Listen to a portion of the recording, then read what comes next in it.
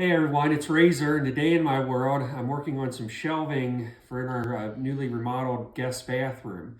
So we had some floor tile left over, and what I made was, this is actually the bottom of the shelf. They're going to fit in a corner, but if you turn them over, I just have these nails in for while I'm painting.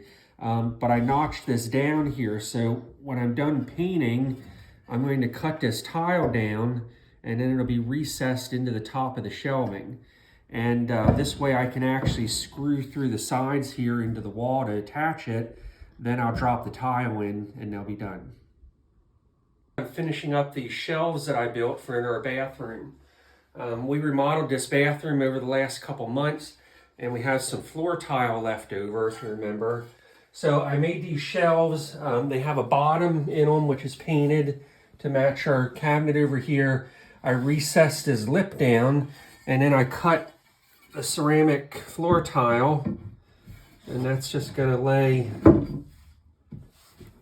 right in there like that. So made a nice little trim there. So this bathroom was done, put a new shower in, toilet, new cabinet, and that completes this project.